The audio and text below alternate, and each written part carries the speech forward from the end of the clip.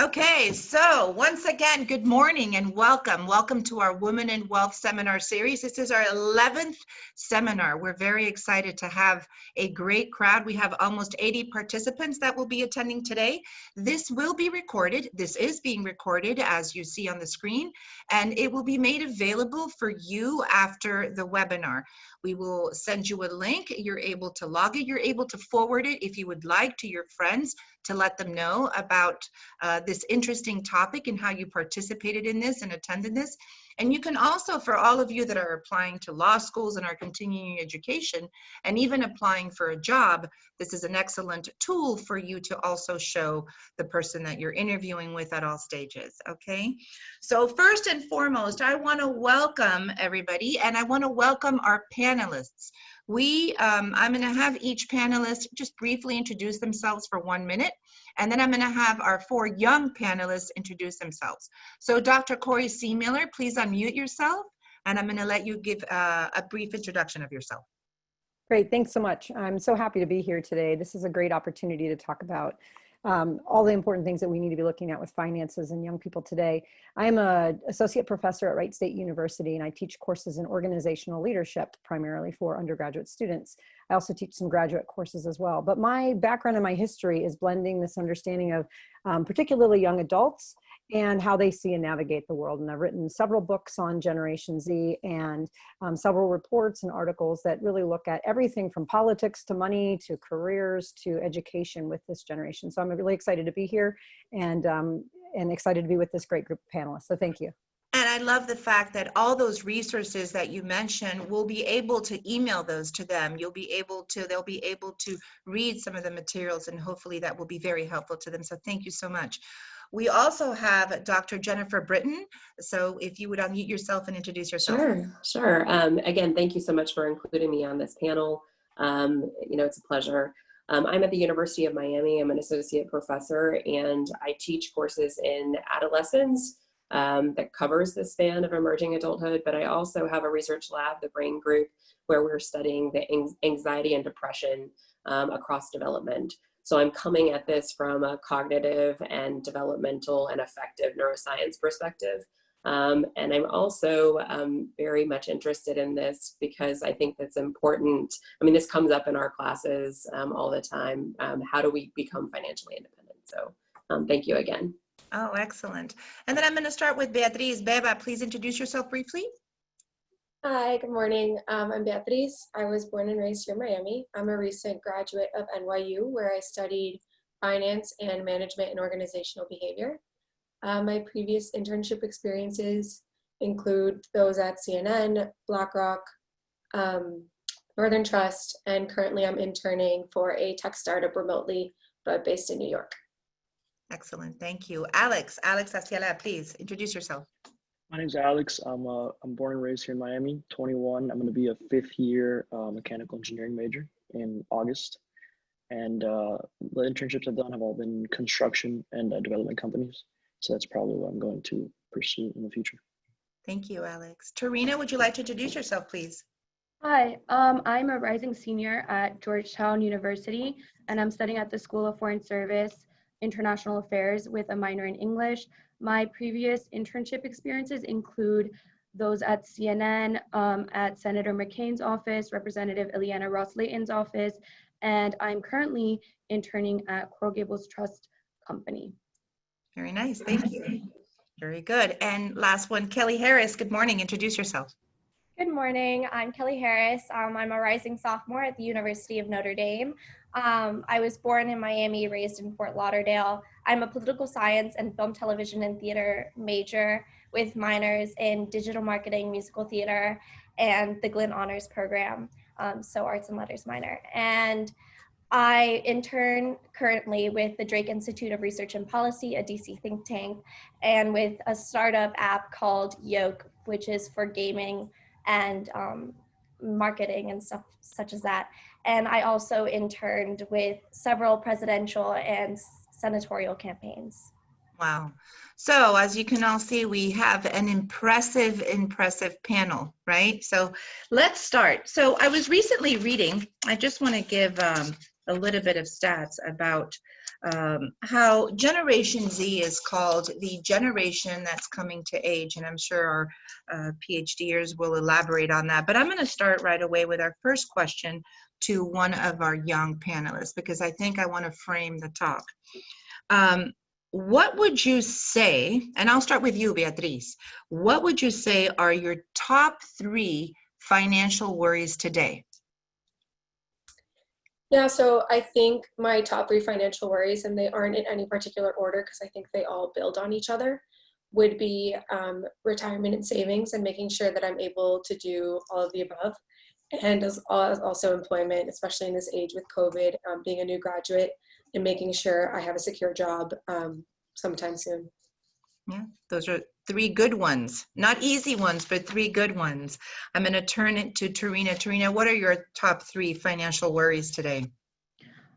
For me, the top financial worry I have is sort of budgeting and learning how to take the money I make from my employment and dividing it up into different categories. So what am I going to invest? What am I going to put into savings? What am I going to use to pay my different expenses? And learning how to invest my money. Another financial worry of mine is sort of savings and being able to have a stable financial plan and retirement plan for the future. And making sure that I don't accumulate too much debt as I get my income and grow older and older. Excellent. Kelly, you want to go ahead and then I'll finish with Alex. What are your 3 financial worries, Kelly? I definitely have very similar financial worries as they stated. However, specifically for me, looking into the very near future, paying for grad school, I definitely want to go to law school, and I hear so much about debt and having to pay it off throughout your life. So definitely that. Living in a city, I want to live in like DC, Boston, New York, and living there isn't cheap. So having to pay for that. And then finally, retirement is definitely something stressful when I think about it. Yes. And then I'll finish. Alex? So my 3 biggest ones are, I think, the economy of like not only the world, but more importantly the US than anything, just because like I already invest, and obviously with what happened with Corona, the market took a big downturn, and that's obviously always nerve-wracking. So just make sure all that is more stable, even though things are inevitably going to happen. Real estate, the price of homes compared to when our parents were buying them is astronomically higher. So that's obviously a little bit nerve-wracking. And I'm someone who really I get all up in my head about things. So I don't necessarily have fear directly, but the fear of having fear kind of bugs me out sometimes. Yeah, I get it. I'm an adult. I'm 51 and I get the fear of having fear. So I'm there right with you. So I'm going to turn it to Dr. C. Miller. I'm going to start basically. How do you think Generation Z differentiates themselves already from the millennials? Let's start with that. Let's start placing them in the context of what is so different about this generation that's with us today. Well, I think what's most important to think about, and this is how I come at my research is from a sociology perspective, is what are the events that are shaping the generations when they're in their adolescence and in their young adulthood? And what was happening with millennials when they were young is really different than what was happening and what is happening with Generation Z. So for instance, we look at what millennials were kind of growing up, coming of age. We were in a time of relative prosperity. We had a budget surplus economically. I mean, there were a lot of things that were working in their favor. And of course, many of them graduated into the recession after college. But the older ones didn't. The older ones prospered quite well in that time period. Now we're looking at Gen Z, who's coming of age during an entire lifetime of these financial events that have not been necessarily in their favor. And while we've all experienced them, they're growing up with this is the only context that they have. So for instance, a lot of them refer to them as the recession babies. So even at ages 5, 6, 7, 8 years old, they're hearing their parents talking about money worries and maybe being evicted from their homes and things that other people might not have faced when they were young. And then they get older, and college tuition is so astronomical that, you know, the idea of, do I go to debt or do I go to college? That is a choice that many people never had to make. And while millennials still accumulated a lot of debt, now we're seeing it continue to skyrocket. And Gen Zers are saying, I don't even know if I have a choice to accumulate that debt. Now we're also looking at this idea of unemployment rates with, you know, in COVID-19, the people that are being most laid off are, you know, entry-level workers, which are in essence Gen Zers who are graduating high school and college. These are the first people that are being laid off, or they're the ones that are also being essential workers and being called to duty during a pandemic. So this idea of money versus health. These are situations that millennials didn't necessarily face the same way. Couple that with this idea that, you know, Gen Zers, for the most part, have Gen X parents who are very interested in work-life balance. They have, you know, they want to be able to take off in the middle of the day and go watch their kid's soccer game. And Gen Zers are seeing that, you know, it's not about working around the clock. It's just about working when I need to work and not working when I don't need to work, and wanting to find a situation that maximizes that. And I think with the amazing boom that we've seen in the gig economy, 57 million people freelanced last year, that the idea of being able to work for yourselves, especially without even going to college, is a real scenario that Generation Z can entertain in ways that millennials couldn't. Millennials are told, you need to go to college, period. You need to go to college. And Gen Zers are finding out that, you know, there's a lot of options. College is one of them. I'm a big advocate of it. I work in higher education, but they're learning that there's other ways to be able to exercise their dreams and goals without having to do what that traditional path was. So I think when we look at this, context really matters about when these young folks are growing up. And there is a real differentiator between millennials and Gen Z context. Wow. Very interesting. It really is. I could listen to you another 2 hours, but I have to let Dr. Britton say a few words. We were talking about earlier about the biggest financial fears, but I want to enlarge this a little bit. I know that Generation Z today, when you talk about their fears, they'll mention climate change. They'll mention pollution. They'll mention corruption is one that I keep seeing when I read. They'll mention economic instability, as some have already mentioned. And the last one that I think is on the top of the priority is income inequality. That is one that I see resonating a lot in this generation. How do you, from a brain standpoint of view, I don't mean to use the acronym of the institute that you lead at UM, how do you see from a brain standpoint of view, how do they long-term, what is their long-term vision? How do they transition from this fear into a long-term vision that they can apply later for their financial planning and retirement and goals for the future? Sure. So it's interesting. I mean, so we don't have enough data, you know, in terms of imaging data on that particular question. So I just want to put that out there. We still are lacking, you know, data on adolescent samples and this emerging adulthood samples in general. So it's difficult for me to say what is going on with this particular generation, you know, specifically. However, what I can tell you is that adolescence is a period, and emerging adulthood, right, which is also prolonged, right? So we all hear you know, your brain is developing later and later, you know, or there's this delayed maturation of it. And that's impacting some of the cognitive functions that people are having, right, or developing during this period.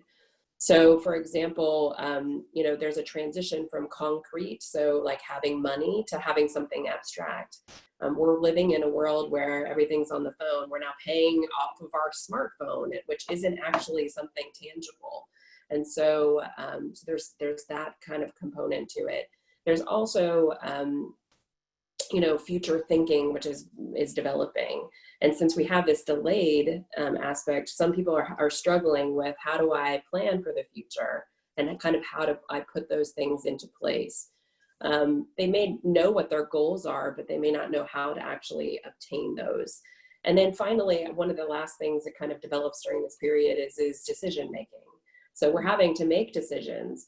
Now, some of the research that I was looking at, you know, again, with the technology that they're, you know, encountering, is that it's instant gratification. It's kind of impulsive kind of buying. We have these elements where Amazon, it's a click away, and I'm a culprit of that too. Oh yeah, just buy that, without knowing what the consequences of that purchase is.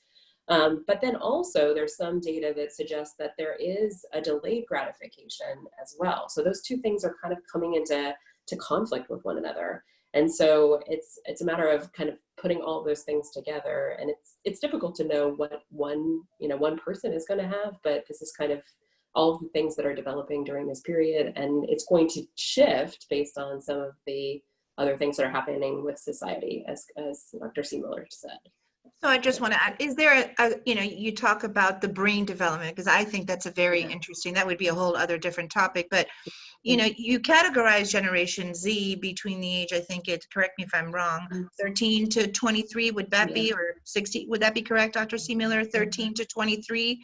Those are the kind of the years where you start, or 16 to 23?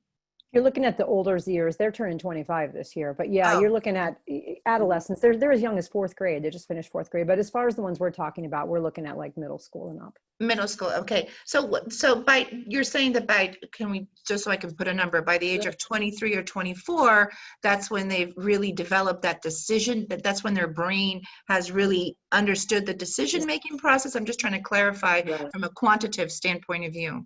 Right. I mean, so it's difficult to put a number on it, right? I mean, so again, everybody is going to be different depending upon the circumstances that you are in. So like, for example, if you are a college student, let's take that.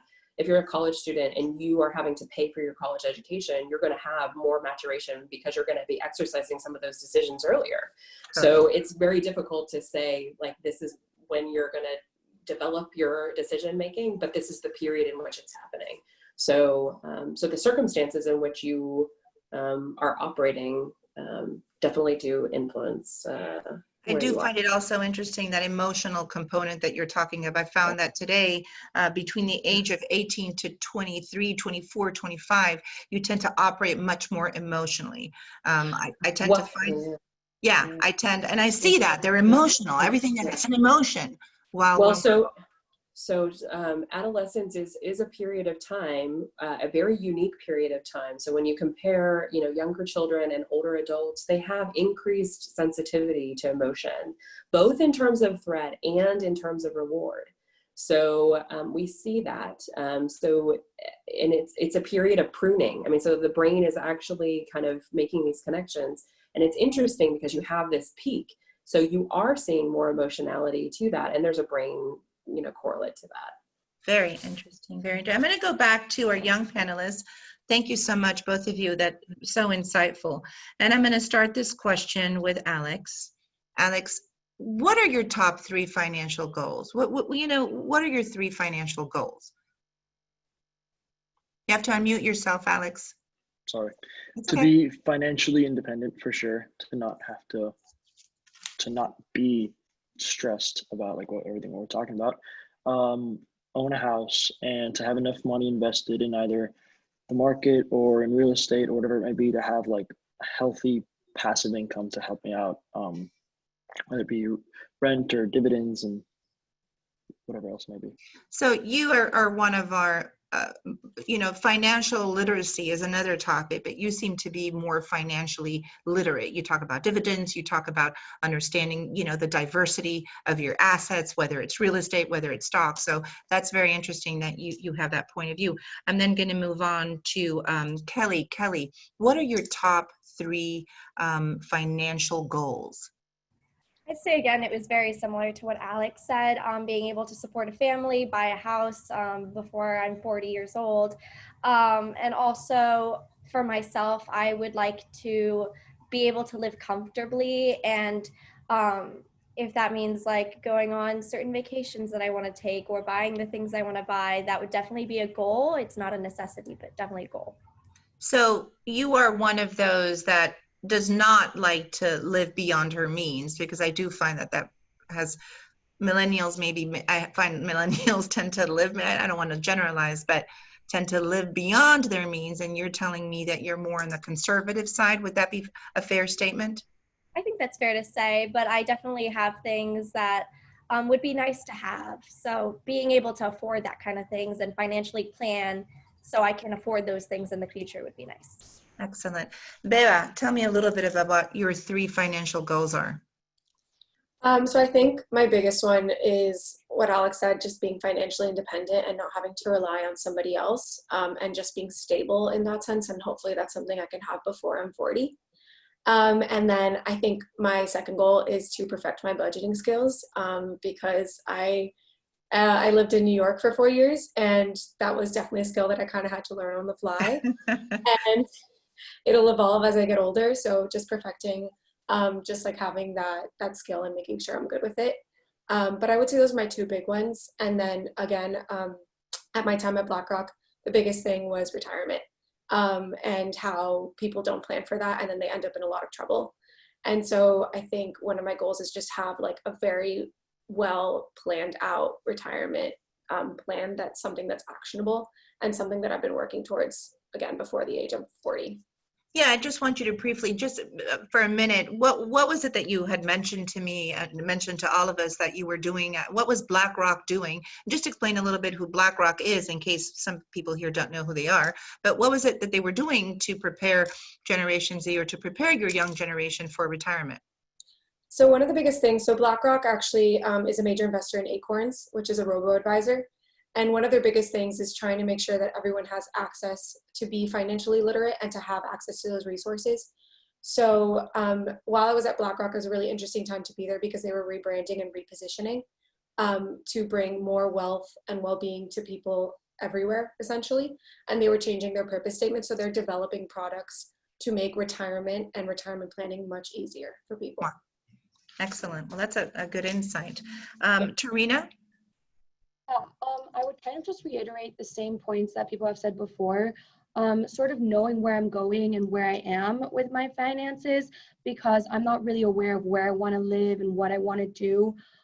So I hope that by the time I'm 40, I'm settled down and I have the money to pay for my children's tuition and to support my family, and to be able to have like a good financially literate retirement and savings plan. But I think more short term, I kind of want to be able to just understand my finances and just become more financially literate, because I would say that that's not the case right now. And sort of have that conversation with my parents and with other individuals that can aid me in that.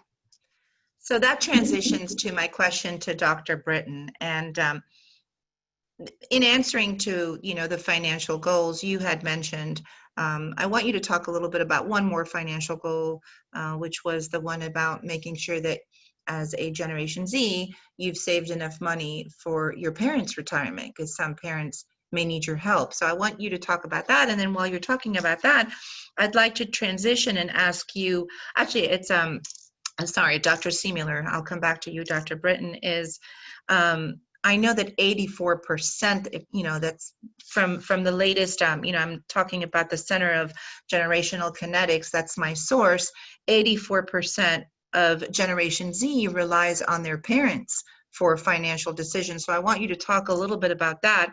And where does the challenge begin? How can you begin talking to your parents if your parents are very strong and say, don't worry about it, I got you. And how do you break down that conversation? And so I want you to elaborate a little bit about that. All right, well, great. Well, it's encouraging that many, that high of a percentage rely on their families for financial income, and they're also concerned about financial planning, which means that they have a good resource to go to.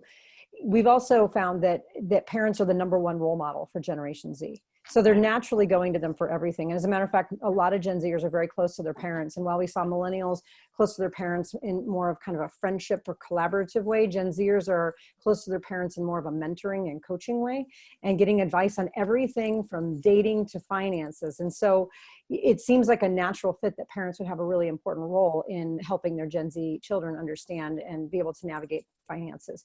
But, something that's also really an interesting thing is that today, Gen Zers in particular are far more well-versed on their family finances than kids were even just one generation ago.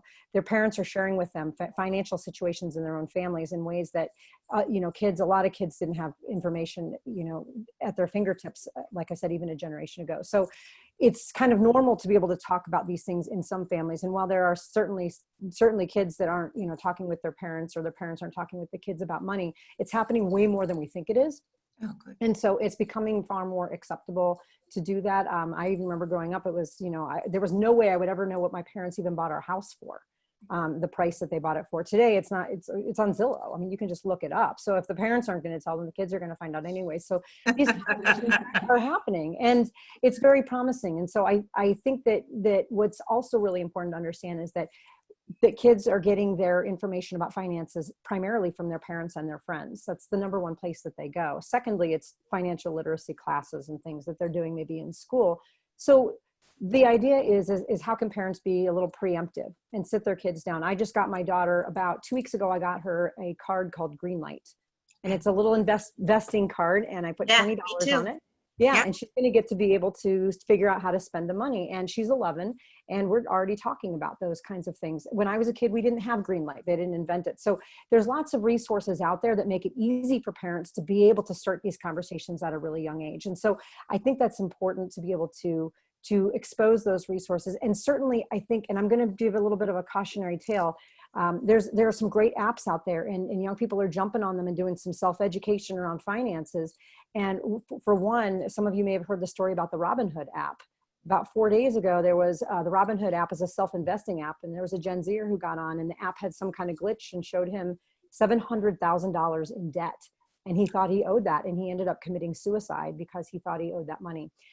This is a cautionary tale in the fact what happens when parents aren't involved in watching and helping their kids get into safe spaces around learning finances. So it's not just a matter of saying, I'm just going to jump online and find out anything I can. It's being very preemptive about setting the tone and saying, here's some safe places to go, here's some good information to have, and I'm going to help you along the way.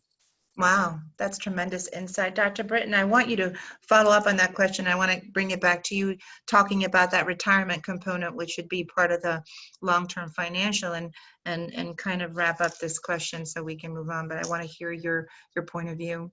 Sure. I guess I have a different point of view in terms of like, we think about, so I mean, I know a lot of the students, they mention that they're trying to plan for their family. And one of the things that I think that we lose sight of is take care of yourself first so you can take care of your family. It's kind of like that oxygen mask. So so a lot of people will want to plan for their kids' college education before they plan for their retirement, because they think, oh, well, that's going to come first. But you have to keep money, you have to keep time on your side so that you can have enough money to pay for those things. So the cost of having, a parent go into assisted living or medical facilities, right? I mean, so, having a parent that has Alzheimer's disease, that person could be in that facility for a long time with high monthly bills. So taking care of yourself first in terms of putting money away for your own retirement before you plan for your children, because they have time. So using that to your advantage. That's fantastic. Thank you. That's very good advice. I want to go back to my young adults, and I'm going to start with Terina, okay? And I'm going to ask you a very simple question. We just talked about that a little bit with Dr. Corey C. Miller. Where do you get your resources on finance? Do you go to YouTube and watch videos? Do you listen to kids on TikTok talking about it? Do you go to your group? Where is your source of financial support when it comes to understanding all that financial literacy that is maybe not familiar to you because you're not, bathed in that all day long in college? Where do you go? So for me, I have never really spoken to my parents about my own financial planning. I don't have a very good understanding of where I am financially, or if I have a trust, if I don't have a trust, if I have money invested in stocks or not. And the majority of people that I interact with, yes, they might be studying finance, but it's not one of those conversations that we have. So when I do look up information, or when I do want to learn more about those sorts of things, I mostly go on Google and I look up those websites. But I find it kind of difficult to learn more about it because, one, I'm a very visual person and I sort of like to have on-person conversations about those sorts of things. And two, Google's not going to tell me what my finances look like. Google will tell me, like, here's what you can do, but Google's not going to tell me, oh, this is how much money you have and blah, blah, blah, blah, blah, And another concern that I think I have is that when I do go on those investment websites or on those financial planning websites, there are a lot of terms that I just don't really fully understand, or I don't really know what they mean. And so that requires more research for me and more research to learn about what those things mean. But yeah, I definitely think that there are resources out there. It's just there's so much that it's really hard to filter down what is specifically for me and what I should be looking at because of my situation, you know? And so that's why I find speaking to individuals or sort of like visually talking that out is really helpful. Very good. Kelly, tell me where you look for, besides dad, where do you look for financial guidance and literacy? So I definitely get my financial guidance from a myriad of resources, but I would be remiss to not give credit to my father and mother because they've put so much time into it from a young age. They taught me about budgeting. They helped me get my first credit card. They taught me the importance of credit. My mom has amazing credit and she always brags about it. So it's definitely something to look up to. Like Dr. C. Miller was saying, I definitely see them as role models in this sense. They've taught me about diversifying my accounts, making sure that I'm putting my investments in different places, not all in one place. So definitely things like that they've taught me about. And we haven't really gotten into estate planning in depth, but they've taught me the basics. I know the importance of a will and all that kind of stuff. So it's definitely helpful in that area. And then I'd say in addition to my parents, I've learned so much from social media. So I am what you would consider a social media influencer. I make money and an income from social media apps. On TikTok, I made a few $1,000s.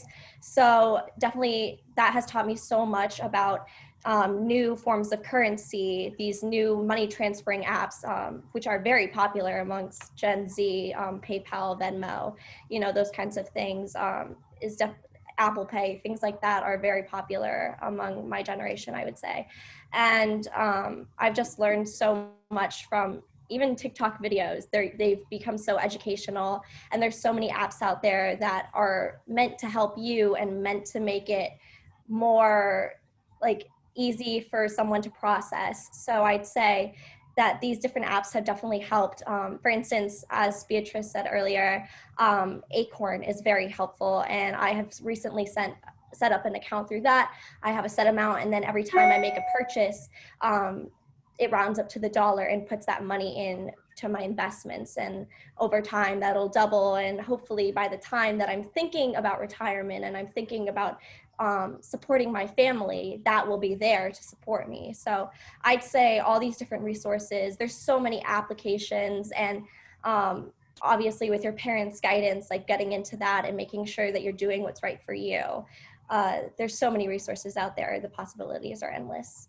Yes, that's awesome. I do hear from your dad that you've got quite the following on. So I'm going to encourage everybody. We'll give Kelly's ads and tags because she's doing a great job at that. I just want to jump back before I go to Beba and to Alex. Terina, you and I were talking yesterday because she's talking about these apps, you know, where you can pay. And you mentioned something to me that I think I want to bring you in just briefly to talk about WeChat, to talk, you just recently spent a few months in South Asia, Hong Kong, China, so forth and so on.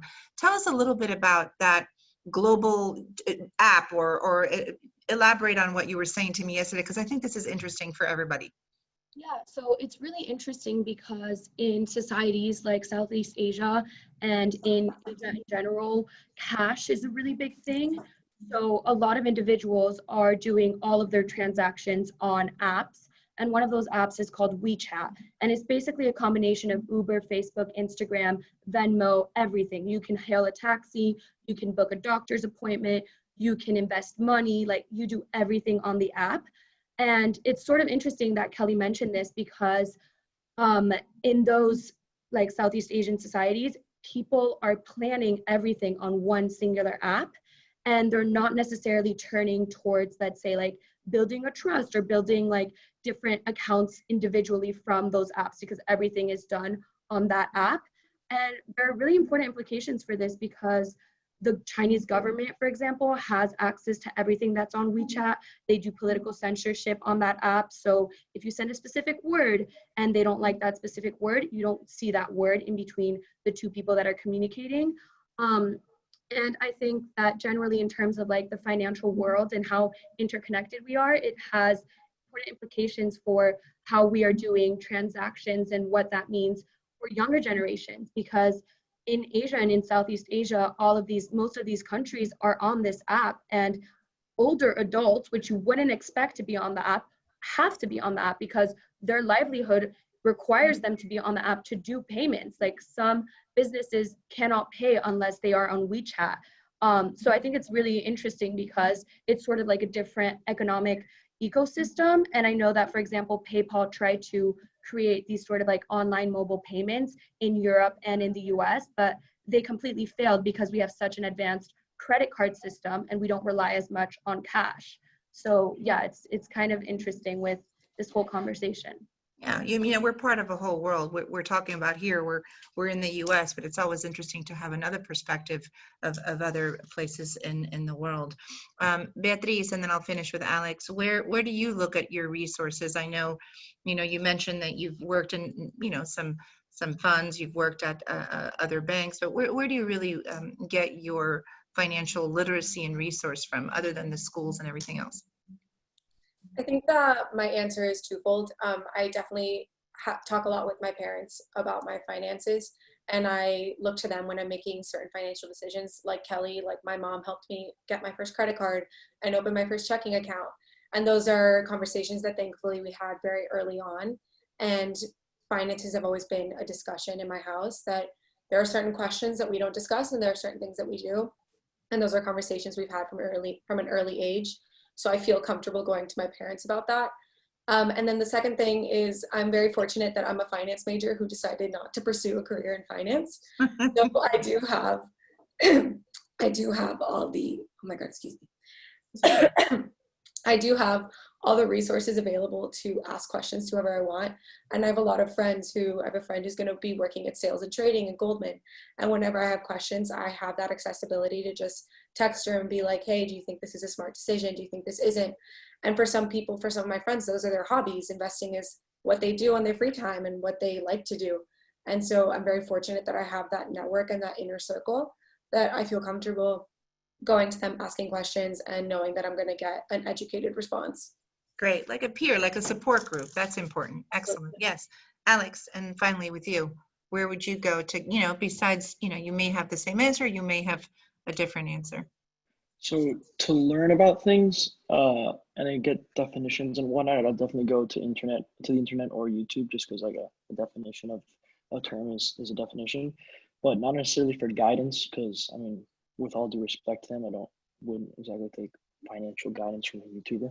I'd rather read a book recommended by Warren Buffett or something like that for more, you know, guidance in that sense of like what to do. You know, like they teach like on YouTube and the internet, you can learn about what all this stuff means, but then like what to go and actually do with it and how to do it, I prefer to take it from somebody like with his background and accomplishments. Yeah. Of course, fair enough. I want to just add, I want to go back to Dr. Corey Simler, and then I'll go back to Dr. Britton. I want to just read you a little bit of the stats, and then you can correct me if not. According to the Center of Generational Kinetics, 12% of Generation Z workers have initiated their retirement savings. 35% plan to begin saving in their 20s. I think that's a pretty decent number. How accurate are you with those stats, you know, and would you agree that the differentiator today between Generation Z and the Millennials is that one was born into a world of technology and one had to learn the technology? For me, Millennials had to learn the technology, and for me, these kids, they were born into it. I mean, they came out of their mother's wombs with an app in their hand. So do you think that, how do you think that will impact their economies in a few years, all of this, the fact that they're born like that into this technology that everybody's talking about? Well, I think, again, going back to kind of a sociological kind of framing of looking at this generation, you know, you start looking at the trends of birth rates. And I know you're thinking, what does this have to do with anything? Well, you look at millennials are having fewer children and they're having them later because they're trying to get out of debt and get financially stable before they're having kids. Well, these are the kids that are essentially going to be putting money into our Social Security system. So if you think about that, fewer kids, less money. And so when asked, you have millennials basically say, a third of them say that they believe that they'll be able to get Social Security when they retire, but only a quarter of Gen Z says that. So there's this reality of being able to say, I just don't think that I'm going to get what my grandparents are getting. I have to save. And so I'm not sure that millennials were told that 20 years ago. So again, the circumstances are a little different. Now, I mean, of course, technology does play a role in the fact that you can do some of your own individual micro investing without having to fork over big money to go see a financial advisor or a broker to do things. So you can do things on your own by setting them up like on apps, like I said, Robinhood and so forth. And so it is a little bit easier to start doing those things. But I think that our folks on the call here are really hitting the nail on the head, is even without knowing fully all the terminology. I mean, you know, Alex, I think you know more than I do. And when it comes to the terminology, I'm gonna have to go look up some stuff when you're done. But the reality is that I think that the key is that most of you know, and you figured it out somehow, whether you got it through social media or your parents or apps, that you need to save money. You need to diversify where your income is coming, and you need to diversify where you're saving things. And other than that, the details are sort of kind of not necessarily fleshed out for some folks at this point. So I think that there's this kind of combination of understanding to what extent am I going to be responsible for my own retirement. And I really think what Dr. Britton was hitting on is this idea of people are living longer, and you have aging parents who may just drain the bank accounts because they're in assisted living for 20 years. And then coupled with that, with the high college tuition of their own children, and that oxygen mask is a really great indicator. So how are you saving for these three things at the same time as you're trying to buy a house, trying to buy a car, right? Trying to get out of any of your own student debt that you have. And it's not to be overwhelming, but I think that one of the things that I really, really like about Generation Z is this realistic and pragmatist perspective. And you've had it from a very young age, and maybe it's influenced by your Gen X parents who are like, well, if you don't make the baseball team, try out again next year. And that's going to help you. If you lose money this way, then don't do it again. If you don't get the job, go get a different one. And I think that perseverance is going to be coupled with the situation in the context today, the technology you have at your disposal, to be able to create a different kind of a scenario in your future than maybe other generations were privy to when they were young.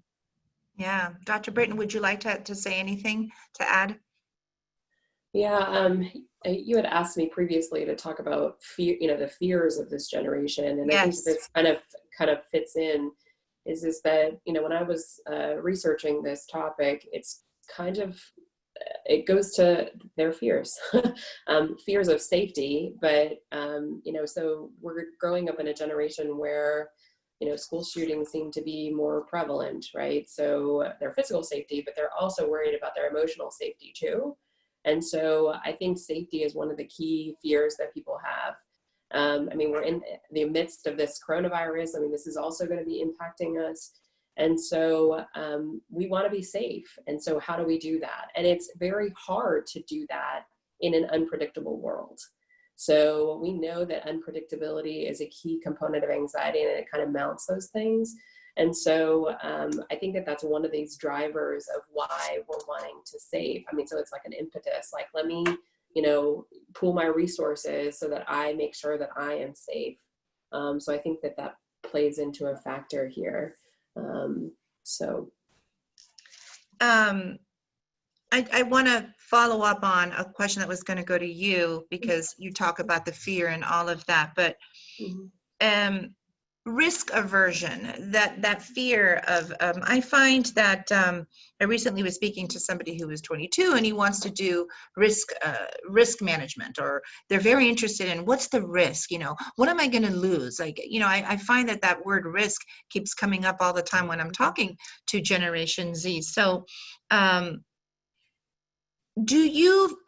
for me, I tend to sometimes try to maybe put them too much in compartments, and I apologize for that. But for me, I attribute maybe when I've read this risk aversion due to them being children or teenagers at the height of the Great Recession, which I think either Dr. Seemel or yourself mentioned earlier, or maybe the fact that they never experienced September 11th. I talked to some kids and they're like, what, they're still, oh yeah, for me, I experienced September 11th a lot. So that risk aversion, not only for life in general, I tend to carry it on to my finances, to that. So how do you think that risk aversion plays into the way that they would approach their financial planning, maybe, or any other type of situation? Maybe you have a little bit of insight on that. Yeah, I mean, so I took this question as kind of a cognitive developmental perspective, right? So again, when I think about developmentally, this period of time is that teens and young adults, they have this hypersensitivity to reward. And so again, we don't have the data to understand, but it could be that there's an imbalance that's happening, right? So typically they're sensitive to both reward and to threat, but here we may be seeing more of a teetering towards that threat component due to some of the things that they've been experiencing and their need for safety. So again, I don't have any data, this is a hypothesis, but typically, in the earlier studies, when we look at young adults, they're going through periods where they are doing risky behaviors, right? So and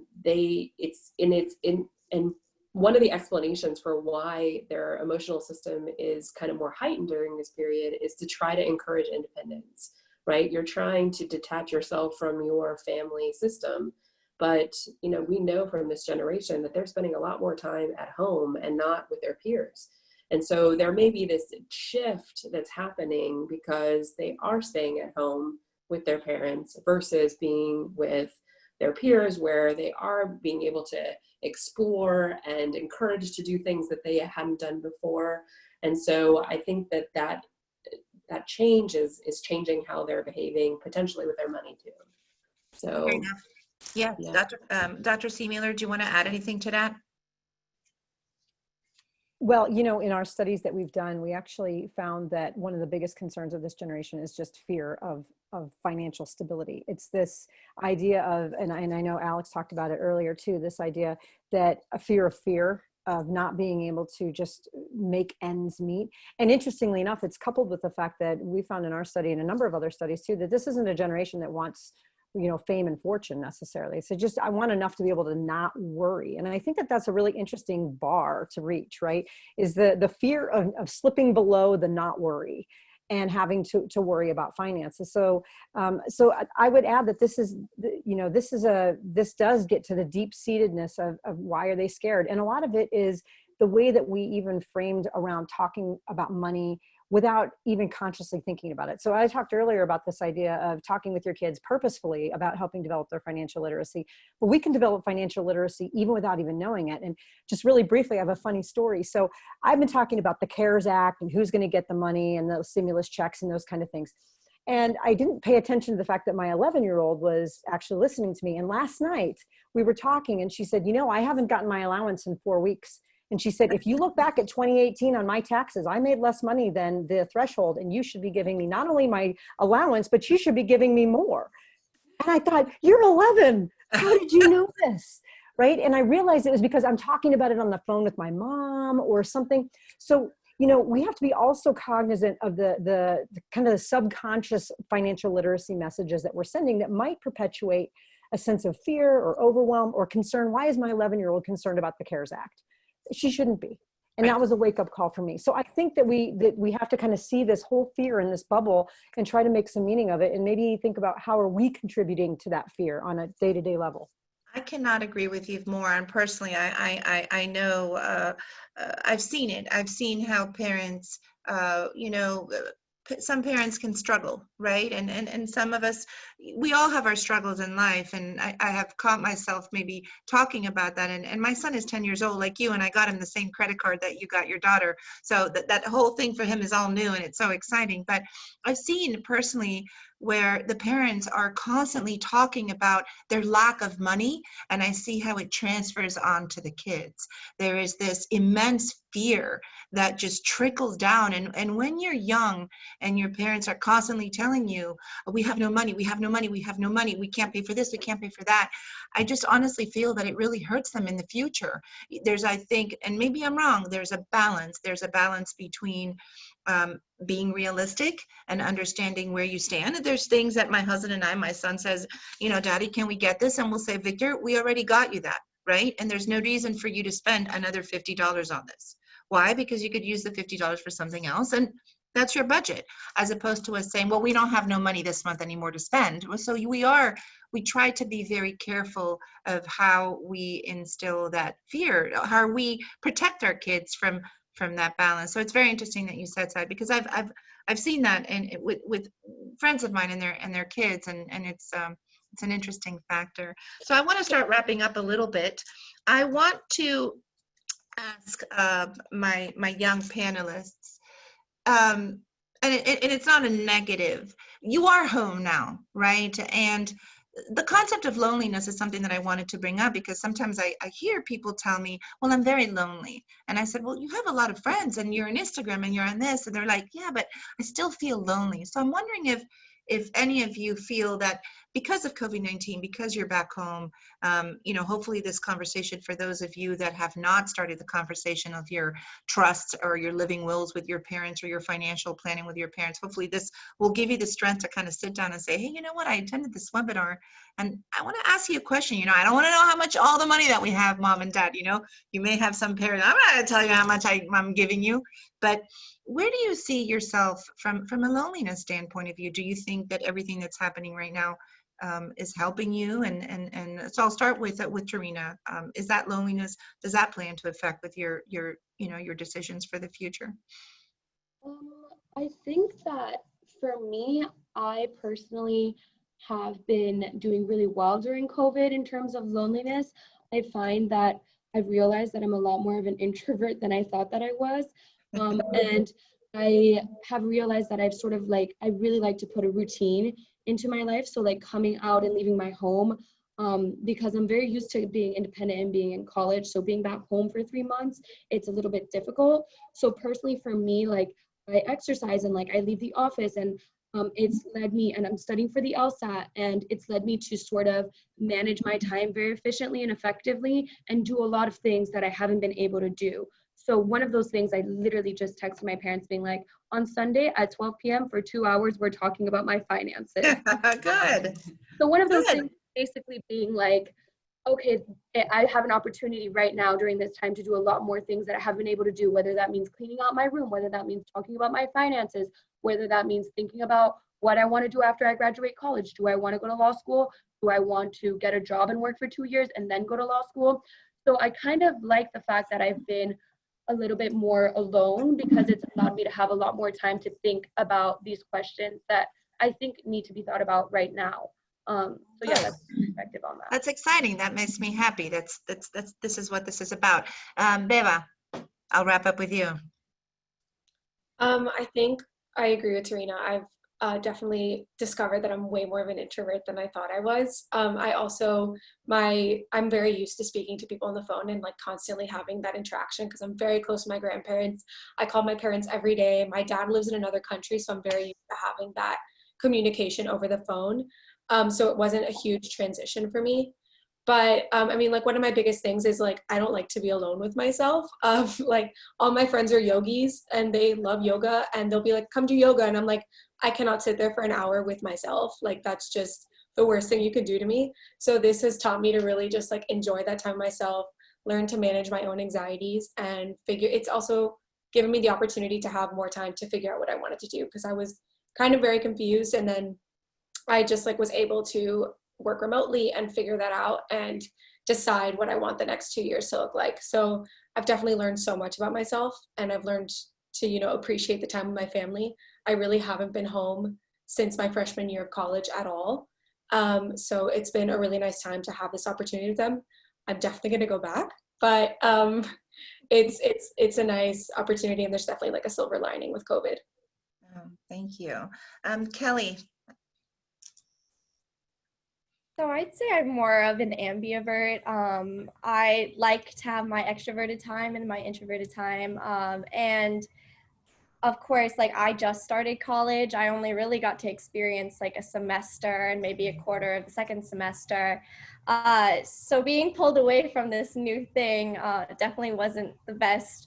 But I am glad to be back home, and Florida is gorgeous, of course. I can't really complain about where I'm stuck. But I do sometimes feel the loneliness because I do like to be busy and on my feet. And I was definitely scared with COVID affecting internships and stuff because I had so many plans for the summer, and it all got shifted. But in a way, it kind of made it made way and opened doors for new opportunities that I wouldn't have given another thought to. So I'm definitely trying new things. I got 2 internships that I never would have like even imagined applying for. One was supposed to be in DC for 12 weeks, and the other would have been in Atlanta, I believe. But I can do both at the same time and still enjoy my family, enjoy the beautiful weather and everything like that. So it's definitely a blessing in disguise, I'd say. And there's always FaceTime and Zoom. I've watched movies with my friends through Zoom and Netflix party and stuff like that. So I think that in a way, even though it can feel lonely at times, there are so many new things that I'm trying, and I put things into perspective. I definitely am paying more mind to where I put my attention and I put my time and energy into. So I'd say that in the end, like it definitely is working out better than I ever thought it would. Yeah, excellent. And I'll finish with you, Alex. So to be honest, during quarantine, it hasn't, in terms of like the topic we're speaking of, it hasn't really changed much for me, whether I'm stuck at home or in school or out and about doing whatever it may be. I'm always kind of all up in my head thinking about all this stuff. So it hasn't changed much Yeah. in this topic. Excellent. I want to wrap up. There is one question there's a couple of questions we won't have time to answer all. And I promise of those that have sent your questions via chat and all of that I will be personally sending them to our professors and our panelists. And we have about 10 to 12 questions. So you'll be receiving them and then you guys can answer back to them. And it's kind of cool to keep the conversation going. But there is one specific question. And the specific question is, and it's funny, I have Michael and Eileen are certified financial planners, so it's kind of interesting that that question came up. And she's asked to remain okay, so I'm not gonna unmute you. The question is, where is it that I can actually get some guidance on financial planning? Are there some documents that I can go over? Where is it that I can have a structured type of document that can help me start that financial planning or start understanding of where I can put my money? So I'm going to unmute, I'll start with you, Eileen, because you're a certified financial planner. And I'm just going to say this to you right now. I wasn't planning to say this, but show of hands. I mean, some of you have their cameras, but you can text me. If we had a 30-minute follow-up session, I'll start even with you, the panelists, where you can have Eileen Santana and Michael, who are here, sit with you and go over a financial planning session. Would you be willing to do that? Do you think that that would be something that would be resourceful for you? Yes? Yeah. So is that okay, Eileen, if we do that? If we set up, unmute yourself for 2 seconds. If we set up just a 30-minute, 40-minute maybe call with them, and you can actually sit down with them and teach them a little bit about what do you mean? What does it entail to start financially planning? I would love to do that, Christine. And actually the fact that I heard a couple of times from the panelists and maybe some of the questions also might mention that budgeting, and we can definitely go over budgeting and some other financial planning basics to certainly help the people on the line now, and maybe even their friends and other, that might be find this useful. So I know that I appreciate that. I know that you're very busy and you're not going to say no to me because I've known you for 11 years, but I do appreciate that. I want this to be a value add. I just don't want it to be, we come in and we leave. I want them to be able to leave with something that they can actually use. So thank you. Michael, you wanted to add something. I know you just chatted to me. Unmute yourself. There we go. Yes. Yeah, I just think it's paramount that the next generation maintain proper financial fitness, and it really starts at the front lines of budgeting, and that's what there's a constant common thread here, and we're always here and looking to help and add value any way we can. Okay, good. And I know that you're very specific on certain points that you want them to follow. So maybe you can support Eileen and kind of guide them also during those 30-40 minutes. Would that be okay? Of course, yeah. Okay, great. I love that. I love when they say yes. So I want to thank everybody. Again, I know that we have more additional questions, but I thought that the panel, everybody was really flowing and expressing themselves. And Dr. Corey Seemiller and Dr. Jennifer Britton, I cannot, I can sit and listen to the both of you for a long time. There's so much knowledge out there. There's so much understanding from a brain perspective. So I really want to take the time to thank you. Would the panelists agree that it was wonderful to have these two PhDers with us? I think I see the noddings and the smiles. Yeah, we learned a lot from you. And I'm glad that your daughter and my son have something in common. Maybe we can get them on Zoom together so they can start talking about their green light card, which was something that I also started with my son, so it'll be interesting. I want to thank Kelly, so much for your time. Terina, Beatrice, Baba, and Alex, I want to thank you all for preparing and for joining us. And we are going to be taking a little hiatus for the next couple of weeks with the Women in Wealth seminar series, but we will start in September, and you'll be receiving an email, and it's very interesting. There's very interesting topics that will be coming on. You can tell your friends. The more we converse, the more we learn. And then I'll be sending an email and CCing Eileen and Michael so that they can set up a time with you guys and run through a financial planning budgeting session and start, for those that feel more comfortable, you may think you know it all, but there's always room to learn a little bit more. I love you all. God bless, and have a great, great weekend. Thank you so much. Thank you. Thank you. Thank you. Thanks, Christina.